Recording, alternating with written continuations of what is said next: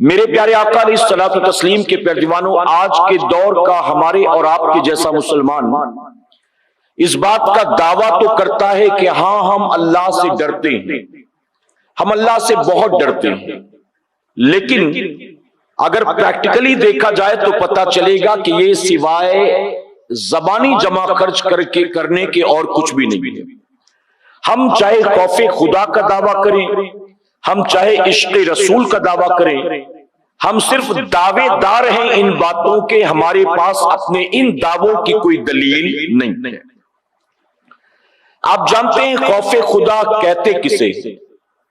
خوف خدا سے مراد یہ نہیں ہے کہ میں آپ کے سامنے کوئی خوف والی روایت بیان کروں یا کسی اللہ کے نبی کا خوف خدا میں رونا، کسی ولی کا خوف خدا میں لرزنا بیان کروں اور اسے سن کر آپ کانپ جائیں، اس کو سن کر آپ کے دل میں ڈر پیدا ہو جائے، لیکن وہ خوف اور وہ ڈر وقتی طور پر ہو جب تک آپ محفل کے اندر موجود ہیں، اور پھر یہاں سے جانے کے بعد آپ کی روش وہی ہو جسے چھوڑ کر آپ یہاں آئے تھے۔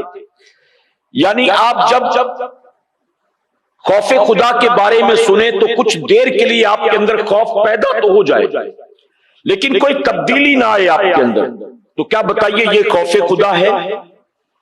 مثال کے طور پر ایک آدمی اپنے آپ کو عاشق رسول کہلائے، لیکن ماں باپ کو گالی بھی دیتا ہو، اپنے آپ کو عاشق رسول کہلاتا ہے، جب کسی محفل میں جاتا ہے تو نعت خواہ پر دونوں ہاتھوں سے نوٹ لٹاتا ہے، نعت شریف کو سن کر ہاتھ کو جھنڈا بنا کر لہرانے لگتا ہے، نعت شریف کو سن کر اس کے اوپر بظاہر وزن کی کیفیت طاری ہو جاتی ہے، لطف میں ڈوب جاتا ہے، لیکن ہر صبح اٹھ کر داڑھی بھی منڈاتا ہے۔ کیا وہ عاشق رسول ہے؟ جھوٹ بھی بول رہا ہے، گالی بھی دے رہا ہے، دوسروں کی بہو بیٹیوں کو چھیڑتا بھی ہے صبح شام، کیا وہ عاشق رسول ہے؟ تو میرے پیارے آقا کے پیروانوں، اگر دعویٰ کریں خوف خدا کا یا دعویٰ کریں عشق رسول کا اور ہمارے پاس ان دعووں کی کوئی دلیل نہ ہو، یعنی ہمارے اعمال ایسے نہ ہو، تو پھر یہ ساری چیزیں محض زبانی جمع خرچ کے کوئی حقیقت اور کوئی معنی نہیں رکھتی۔ خوف خدا ہر مسلمان کے لیے بالکل لازم ہے۔ ایک آدمی اپنی مرضی کے مطابق بے باکی کے ساتھ، بے حیائی کے ساتھ اپنی زندگی کو گزارے،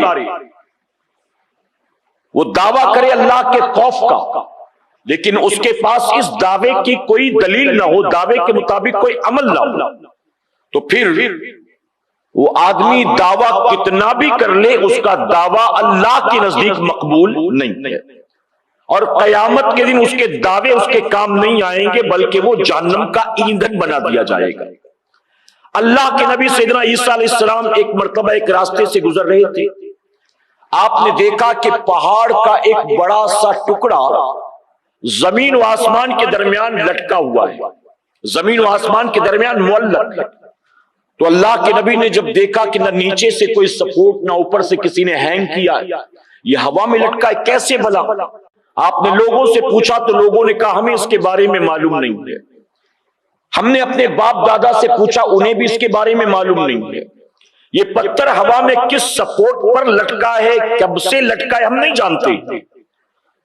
تو عیسیٰ علیہ السلام نے اللہ کی بارگاہ میں عرض کیا کہ مولا، آخر یہ اتنا بھاری برکم پہاڑ کا ٹکڑا ہوا میں کیسے لٹکا ہوا ہے؟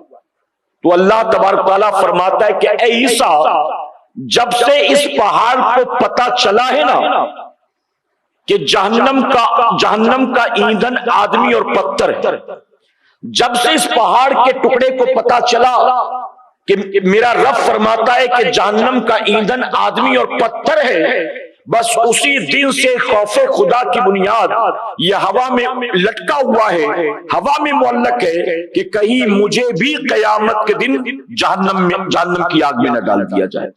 اب سوچیں، وہ پہاڑ کا ٹکڑا ہو کر خوف خدا رکھے، اور ہم اشرف المخلوقات ہو کر بھی اللہ کا خوف دل میں نہ رکھیں۔ میرے پیارے آقا کے پیروانوں، آج ہمارے دلوں میں اللہ کا خوف کیوں نہیں ہے؟ خوف خدا نہ ہونے کی وجہ یہ ہے کہ ہمارے دلوں میں دنیا کے بہت سارے بہت سارے فطور ایسے بھرے پڑے ہوئے ہیں کہ ان چیزوں کی موجودگی میں ہمارے دل میں خوف خدا آ ہی نہیں سکتا. بتائیے ہے کہ نہیں؟ میرے پیارے آقا کے پیروانوں، ہمارے دلوں میں دماغ میں کتنی طرح کے خرافات بھرے ہوئے. کبھی کبھی میں کہتا ہوں اگزامپل دینے کے لیے کہ مسلمان کا موبائل ایپ سے بھرا ہے اور مسلمان کا دامن ایپ سے بھرا ہے. موبائل میں دیکھے پتہ نہیں کون کون سے ایپ بھر رکھے، کتنے ایسے ایپ ڈاؤن لوڈ کر رکھے ہیں کہ جن کو نہ بھی رکھے تو بھی کوئی فرق نہیں پڑنا. دوستی یاری کے چکر میں یا کہیں ایڈ دیکھ کر کوئی ایسا ایپ ڈاؤن لوڈ کر لیا جس کو اب تک استعمال بھی نہیں کیا، بس بھر کر رکھ لیا. تو موبائل میں ایپ بھرے پڑے ہوئے ہیں اور دامن میں ایپ بھرے پڑے ہوئے ہیں. جب دل کے اندر دنیا کی تمام تر برائیاں گھر کر جائیں گی تو کیا بتائیے اس دل کے اندر اللہ کا خوف پیدا ہوگا؟ دل کے اندر کتنی طرح کی برائیاں بیٹھ گئی. میرے پیارے آقا علیہ الصلوۃ والتسلیم کے پیروانوں، اللہ رب العزت نے اپنے ایک ولی کو الہام فرمایا، اپنے ایک نیک بندے کو. اللہ نے فرمایا جا جا کر میرے بندوں سے کہہ دے، جب میرا کوئی بندہ گناہ کا ارادہ کرتا ہے نا تو وہ لوگوں سے چھپ جاتا ہے، کمرے میں جا کر بند ہو جاتا ہے، کمرے کے کھڑکی دروازے سارے بند کر لیتا ہے تاکہ اسے کوئی دیکھ نہ سکے. اللہ اپنے ولی سے فرماتا ہے کہ جا جا کر میرے بندوں سے کہہ دے کہ اپنے جیسے بندوں سے اپنے آپ کو چھپانے کے لیے تو نے سارے کھڑکی دروازے بند کر لیے، لیکن تو وہ کھڑکیاں بند کیوں نہیں کرتا جہاں سے ہر وقت تجھے تیرا رب دیکھا کرتا ہے. جب دل دماغ میں یہ بات پیدا ہو جائے تو کیا بتائیے وہ بندہ کبھی خرافات کے راستے پر چلے گا، کبھی برائی کے راستے پر. میرے پیارے آقا کے پیروانوں، میں نے جو ایکسپیرینس کیا ہے، میں نے جو اینالائز کیا ہے، آپ بھی اس بات کی تصدیق کریں گے. ایک انسان کے گناہ کرنے کی سب سے بڑی دو وجہ، اور دو وجہ کیا ہے؟ ایک تو اس کے دل سے خوف خدا نکل جائے اور دوسرا اس کے دل سے فکر آخرت ختم ہو جائے. دل میں خوف خدا بھی نہیں اور دل میں فکر آخرت بھی نہیں. پھر وہ انسان بے حیا نہیں بنے گا تو کیا بنے گا؟ بے باک نہیں بنے گا تو کیا بنے گا؟ ارے دل سے خوف خدا اور فکر آخرت نکل جائے تو انسان محلے کے لیے ناسور بن جاتا ہے، پھر وہ چرسی گجیڑی بن جاتا ہے، پھر وہ شرابی جواری بن جاتا ہے، پھر وہ ماں باپ کا باغی بن جاتا ہے، پھر وہ زانی بن جاتا ہے، پھر وہ سود خور بن جاتا ہے. ارے دل سے خوف خدا اور فکر آخرت نکل جائے تو انسان تخت و تاج و حکومت پانے کے بعد کبھی نمرود بن جاتا ہے، کبھی فرعون بن جاتا ہے. یہ وہ لوگ ہیں جن کے دل میں کیا خوف خدا تھا، یہ وہ لوگ ہیں جن کے دل میں کیا کبھی فکر آخرت تھی. میرے پیارے آقا علیہ الصلوۃ والتسلیم کے پیروانوں، اللہ نے انہیں اتنا کچھ عطا کیا کہ انہوں نے اللہ ہی سے مقابلہ کرنا شروع کر دیا. کبھی کبھی ہماری بھی پوزیشن ایسی ہوتی ہے، ایک آدمی سود کے دھندے کر رہا ہے لیکن خوب کما رہا ہے، ایک آدمی ڈرگس بیچ رہا ہے لیکن روزانہ ہزاروں کی انکم ہو رہی ہے، ایک آدمی جوا کھیلتا ہے لیکن روزانہ گھر جاتا ہے تو 10 15 20 ہزار کما کے جاتا ہے، خود بھی عیش کر رہا ہے، بیوی بچوں کو بھی عیش کرا رہا ہے، ورلڈ ٹور پر بھی جاتا ہے، ہفتے 2 ہفتے میں بیوی بچوں کو لے کے ڈھابے پہ بھی جاتا ہے، چھٹیوں میں انہیں پکنک اور پارٹی میں بھی لے جاتا ہے. جب اللہ کی نافرمانی کرنے کے باوجود بھی اللہ اس کو روزی دیتا ہے تو اس بندے کے دل میں یہ غلط فہمی بیٹھ جاتی ہے کہ اگر اللہ ناراض ہوتا تو اللہ مجھے برکت کیوں دیتا، اللہ ناراض ہوتا تو اللہ تعالیٰ مجھے کامیابی کیوں دیتا، اللہ ناراض ہوتا تو اللہ مجھے ہر قسم کی نعمتیں کیوں دیتا. میرے پیارے آقا کے پیروانوں، یہاں پر میں آپ کو ایک بات بتانا چاہوں گا. ایک بزرگ اپنے بیٹے کو بٹھا کر ایک واقعہ سناتے ہیں. بزرگ کہتے ہیں کہ بیٹے، ایک نوجوان نے رات کے اندھیرے میں کسی قبرستان میں ایک میت کے ساتھ زنا کیا. ایک نوجوان نے رات کے اندھیرے میں کسی قبرستان میں ایک لڑکی کی میت کو نکالا قبر سے اور اس کے ساتھ زنا کیا. اللہ اکبر. لوگوں سے چھپ چھپا کر اس نے یہ کام انجام دیا، اور اجالا ہونے سے پہلے گھر بھی چلا گیا۔ وہ صبح سو کر اٹھا تو کسی کو کوئی خبر نہیں، عزت میں کوئی کمی نہیں آئی، نہ چہرے کا رنگ بدلا، نہ طبیعت خراب ہوئی، کوئی فرق نہیں پڑا۔ بزرگ فرماتے ہیں کہ اللہ تعالیٰ نے بادشاہ وقت کو خواب دکھایا، اللہ نے بادشاہ وقت کو اس نوجوان کا چہرہ دکھایا، اس کے گھر کا پتہ بتایا، اس کی نشانیاں بتائیں، اور اللہ تعالیٰ نے فرمایا کہ آواز آئی اس بندے کو خواب میں کہ کوئی کہنے والا کہہ رہا تھا کہ فلاں فلاں بندے نے رات کے اندھیرے میں فلاں قبرستان میں ایک میت کے ساتھ بدکاری کی ہے، جب صبح ہو جائے تو اسے اپنے دربار میں بلا کر اپنا وزیر بنا لینا۔ اللہ بادشاہ نے دیکھا تو پریشان، ایک آدمی اتنا بڑا گناہ کرے، جرم کرے، اور خواب میں کہا جا رہا ہے کہ اس کو وزیر بنا لینا۔ بادشاہ نے کہا یہ شیطانی خواب ہے، عمل نہیں کرنا، شیطانی خواب ہے۔ دوسری رات اس نے پھر وہی خواب دیکھا کہ فلاں فلاں شخص نے یہ کام کیا ہے، اس کو بلاؤ اور بلا کر اس کو اپنا وزیر بنا لو۔ بادشاہ نے کہا شیطانی خواب ہے، جھٹک دیا۔ تیسری رات پھر وہی خواب آیا۔ اب جب 3 راتیں مسلسل وہ خواب آیا، اس نے لوگوں سے رائے مشورہ کیا تو لوگوں نے کہا کہ اگر 3 راتیں مسلسل یہ خواب آیا تو اللہ کی مصلحت ہوگی، اللہ نے جس بات کا حکم دیا ہے جو تمہیں خواب میں دکھایا گیا وہ کرو۔ اس نے کہا لیکن مجھے سمجھ میں نہیں آ رہا ہے، ارے مجھے تو خواب میں یہ بتانا چاہیے تھا اس کو گرفتار کر کے لاؤ، اس کو قید میں ڈالو، اس کو کوڑے لگواؤ، اس کے سر کو قلم کر دو، اسے لے جا کر چوراہے پر پھانسی دے دو، لیکن اس کے برعکس کہا جا رہا ہے کہ اس کو عزت دو، دربار میں بلاؤ، اس کو کوارٹر بھی پرووائڈ کرو، اس کو پوسٹ بھی پرووائڈ کرو، اس کا پیکج بھی ڈیسائیڈ کرو۔ یہ کیسا خواب ہے؟ لیکن 3 راتیں مسلسل خواب آیا تو اس نے کہا چلو ٹھیک ہے، کرنا ہے۔ اس نے سپاہی بھیجے، جب سپاہی پہنچے اس کے دروازے پر دستک دی، جب سپاہیوں کو دیکھا گھبرا گیا۔ اس نے کہا 3 دن ہو گئے، میں نے سمجھا کہ کسی کو پتہ نہیں چلا، لیکن لگتا ہے راز فاش ہو گیا، پردہ فاش ہو گیا، میں اب تو گیا، اب تو میں مارا گیا۔ سپاہیوں نے اس کو سلام کیا اور کہا بادشاہ سلامت نے بلایا ہے تمہیں، چلو گھبراؤ مت، تمہارے لیے بہت خوشی کی خبر ہے۔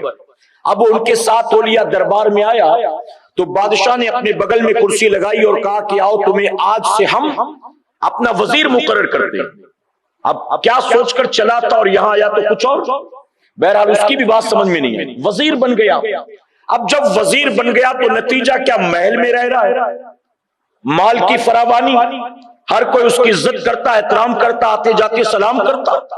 اللہ لیکن وہ جو بادشاہ تھا وہ پریشان کہ آخر اس کے ساتھ یہ معاملہ کیوں، یہاں تک کہ 6-8 مہینے، سال 1.5 سال کا عرصہ گزرا، جب اتنا بڑا پاپ کرنے کے باوجود اس کو سب کچھ مل گیا تو وہ بھی خوب ڈھیٹ ہو چکا تھا۔ اب وہ شراب بھی پیتا، جوا بھی کھیلتا، زنا بھی کرتا، سب کچھ کرتا تھا، یہاں تک کہ ایک رات شراب کے نشے میں دھت اپنے محل کی چھت سے نیچے منہ کے بل گرا اور وہیں مر گیا۔ جب مر گیا اس کی تدفین ہو گئی صبح۔ اب رات جب بادشاہ سویا نا، رات جب بادشاہ سویا تو پھر سے بادشاہ کو خواب آیا کہ بادشاہ تو پریشان تھا کہ اتنے بڑے پاپی کو تیرا وزیر کیوں مقرر کیا گیا؟ دراصل اس نے رات اندھیرے میں قبرستان میں جو گناہ کیا تھا، اس گناہ سے اللہ تعالیٰ اس سے اتنا ناراض تھا، اتنا ناراض تھا کہ اللہ تعالیٰ نے تیرے محل میں اس کو وزیر مقرر کر کے اس کو دنیا کی رنگرلیوں میں الجھا دیا تاکہ مرنے سے پہلے اپنے گناہ سے وہ توبہ نہ کر سکے، وہ دنیا میں الجھ کر رہ جائے اور اس کے پاپ اس کو آخرت میں سزا دی جائے۔ اور وہ بھی سمجھ رہا تھا کہ اتنا بڑا جرم کر کے بھی میرے لیے کوئی سزا نہیں بلکہ انعام ہے، انعام۔ اور بے باک اور بے حیائی، آج ہماری پوزیشن یہ ہے کہ نہیں، یہ بتائیے میرے پیارے آقا کے پیروانوں، ہم گریبان میں جھانک کر دیکھیں تو یہی حال ہمارا، الا ماشاءاللہ۔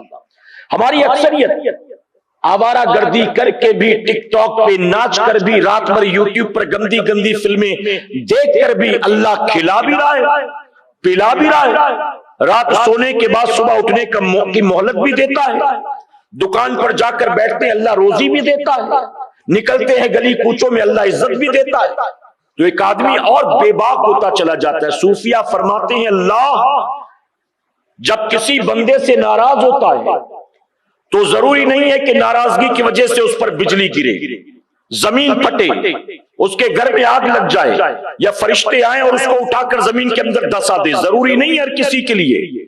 میرے پیارے آقا علیہ الصلوۃ والتسلیم کے پیارے دیوانوں، یہاں ایک بات خاص طور پر مبلغین کے لیے اور جو بچے طالب علم ہیں ان کے لیے، اور آپ بھی بغور سنیں، ایک مسجد کا امام، توجہ ہے نا آپ کی، نمازی نہیں، امام، ایک مسجد کا امام جس کی لوگ بہت عزت کرتے تھے، اچانک وہ مرتد ہو گیا۔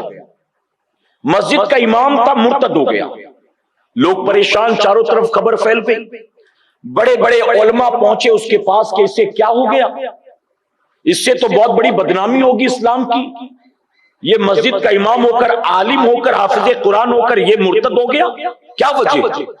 لوگ پہنچے اس کے پاس، اس سے پوچھا کہ آخر تیرے ساتھ ایسا کیا ہوا کہ تو نے خود اسلام چھوڑ دیا، تو لوگوں کو قرآن سناتا تھا، تو لوگوں کو دین کی باتیں بتاتا تھا، تو مرتد ہو گیا، وجہ کیا ہے؟ تو جانتے وہ کیا کہتا ہے؟ وہ کہتا ہے کہ ہوا کچھ ایسا کہ ایک رات مجھے سوتے سوتے بہت دیر ہو گئی، صبح فجر کی اذان 5 بجے کی تھی اور 5:20 پر فجر کی جماعت تھی۔ جب مؤذن نے اذان دی میری آنکھ کھل گئی، میں بستر سے اٹھا، معمول کے مطابق گیا، میں نے وضو کیا، اور وضو کرنے کے بعد میں نے سنت ادا کی۔ اس کے بعد میں نے دیکھا تو 5:10 ہوئے تھے، ابھی بھی جماعت کے لیے 10 منٹ باقی تھے۔ میں رات بھر چونکہ جاگا تھا، نیند کا غلبہ تھا، میں نے کہا ابھی 10 منٹ باقی ہے، کیا کروں؟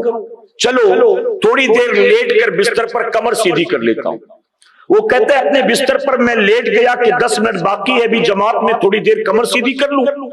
میں جب لیٹا تو میری آنکھ لگ گئی، اور میری آنکھ اس وقت کھلی جب 5:20 ہو چکے تھے اور مؤذن اقامت کے لیے کھڑا تھا۔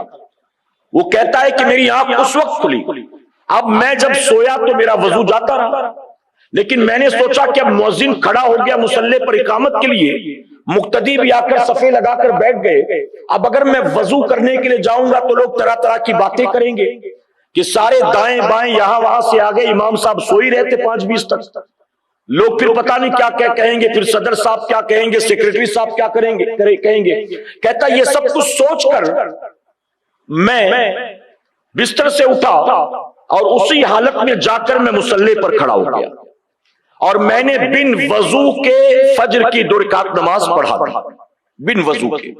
وہ کہتا میں نے 2 رکعت نماز پڑھا دی، میں نماز پڑھا تو رہا تھا، لیکن میرے دل میں ایسا ڈر تھا، ایسا خوف تھا، مجھے ایسا لگ رہا تھا کہ ابھی اوپر سے پنکھا میرے سر پر گر جائے گا، کیونکہ میں بہت بڑا جرم کر رہا تھا۔ میں صرف اپنی نماز کو داؤں پر نہیں لگائے ہوئے تھا، میں نے سارے مقتدیوں کی نماز کو داؤں پر لگا دیا تھا۔ وہ کہتا ہے میں جب رکوع میں گیا تو مجھے یوں لگا جیسے چھت گر جائے گی میرے اوپر، جب میں سجدے میں گیا تو ایسا لگا جیسے دیوار گر جائے گی میرے اوپر۔ جیسے تیسے میں نے ڈرتے ڈراتے 2 رکعت نماز پڑھا دی۔ نماز کے بعد جب میں کھڑا ہوا، لوگوں سے مصافحہ کیا، ملاقات کی، کسی کو نہیں پتا تھا کہ میں نے بن وضو کے آج نماز پڑھائی تھی۔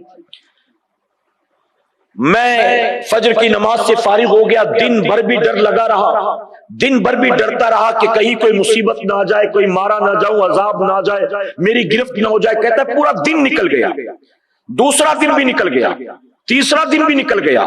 اب جب 1 دن 2 دن 3 دن نکل گئے نا، تو جس گناہ پر میں ڈر رہا تھا وہ ڈر بھی نکل گیا۔ 1 دن 2 دن 3 دن ڈرتا رہا، وہ ڈر بھی نکل گیا۔ کہتا ہے ہفتہ 10 دن گزرا کہ پھر میرے ساتھ ایسے ہی ہوا، رات میں دیر سے آ کر سویا، صبح فجر کے وقت اٹھا، سنت ادا کی، بستر پر لیٹا، پھر میری آنکھ لگ گئی، اور جب آنکھ کھلی تو جماعت کا وقت ہو چکا تھا، تو میں ایک بار تو یہ کر چکا تھا۔ کہتا ہے دوبارہ بھی جا کر ایسے مصلی پر میں کھڑا ہو گیا۔ اس نے کہا اب ہوا یہ کہ 2-4 بار میں نے ایسا کیا، پہلی بار تو مجبوراً کیا تھا، ڈر کے مارے کیا تھا کہ لوگ کیا کہیں گے، لیکن اب پہلی بار جب کیا کچھ نہیں ہوا، تو دوسری بار پھر میں نے کر لیا، پھر کچھ نہیں ہوا، تو اب تیسری بار بھی میں نے کر لیا، کچھ نہیں ہوا۔ وہ کہتا ہے صرف یہی نہیں، 2-3 مرتبہ میں نے بن وضو کے نماز پڑھائی۔ ایک دن جب صبح فجر کے وقت میں سو کر اٹھا تو میں حالت ناپاکی میں تھا، غسل مجھ پر فرض تھا، چونکہ بن وضو کے نماز پڑھا چکا تھا۔ آج میں نے تھوڑی ہمت جمع کی اور بن غسل کیے میں نے ناپاکی کی حالت میں نماز پڑھا۔ وہ کہتا ہے جب میری آنکھ کھلی جماعت کا وقت ہو چکا تھا اور میں ناپاک بھی تھا۔ اب سوچا کیا کروں، غسل کرنے کے لیے جاؤں گا تو جماعت بھی جائے گی اور ہو سکتا ہے فجر کا وقت بھی ختم ہو جائے، اور میں جب مقتدی آگے مسجد میں نکلوں گا حجرے سے غسل کھانے کے لیے، لوگ طرح طرح کی باتیں کریں گے۔ وہ کہتا ہے اس ڈر سے، لوگوں کی باتوں، صدر سیکریٹری کی باتوں کے ڈر سے میں نے جا کر یوں ہی نماز پڑھا دی۔ کہتا ہے میں نے آج بن غسل کے ناپاکی کی حالت میں نماز پڑھائی، لیکن آج دل میں بہت زیادہ ڈر تھا۔ میں سمجھ رہا تھا کہ آج میں نے بہت بڑا جرم کیا، بہت بڑا گناہ کیا، لیکن کہتا ہے ناپاکی کی حالت میں نماز پڑھانے کے باوجود بھی میں نے دیکھا پورا دن گزر گیا، میری عزت میں 1% کمی نہیں آئی۔ ایک دن ہو گیا، 2 دن ہو گیا، 3، کوئی فرق نہیں پڑا۔ لوگ آتے جاتے سلام کرتے تھے، لوگ مجھے گھر میں دعوت دے کر بلاتے تھے، لوگ مجھے چائے کے لیے پوچھتے تھے، لوگ میرے پاس دعا کی درخواست کے لیے آتے تھے۔ وہ کہتا ہے کیا کچھ میں کر رہا تھا انہیں کیا پتا، یہ سب کچھ کر کے بھی میری عزت میں کوئی کمی نہیں آئی۔ تو کہتا ہے جب یہ سب کچھ کر کے بھی کوئی فرق نہیں پڑا تو میرے دل کے اندر خیال پیدا ہوا کہ جو میں نے عذاب کے بارے میں پڑھا ہے، اللہ کی نافرمانی کے بارے میں پڑھا ہے، جو خوف خدا کے بارے میں پڑھا ہے، جو جہنم کی آگ کے بارے میں پڑھا ہے، آخر ان ساری چیزوں کی حقیقت کیا ہے؟ ارے اتنا سب کچھ کر کے بھی میری صحت پر کوئی فرق نہیں پڑا، جسم کا ایک بال بھی ٹوٹا نہیں ہے، تو آخر یہ ساری چیزیں جو میں نے پڑھی اس کی حقیقت کیا ہے؟ وہ کہتا ہے پھر میں نے یہ بات سمجھ لی، میرے دل میں یہ بات بیٹھ گئی کہ یہ سب کتابی باتیں ہیں، اس کی کوئی حقیقت نہیں ہے، اس لیے میں نے اسلام ہی کو چھوڑ دیا اور میں عیسائی بن گیا۔ اللہ اکبر، میں نے اس لیے اسلام کو چھوڑ دیا اور میں عیسائی بن گیا۔ جانتے علماء نے کیا؟ علماء نے کہا لا حول ولا قوت الا باللہ۔ ارے ظالم، تو سوچ رہا تھا تجھ پر بجلی گرے گی، تو سوچ رہا تھا کہ زمین پھٹے گی، تو سوچ رہا تھا کہ آسمان سے آگ کے گولے تجھ پر آئیں گے۔ ارے تو نے جو کچھ کیا اللہ نے تجھے ایسی سزا دی، ایسی سزا دی کہ جس سے بڑی دوسری سزا ہو ہی نہیں سکتی ہے۔ تو نے دن رات یہ کام کیا جس کی وجہ سے اللہ نے تجھے اسلام سے خارج کر دیا۔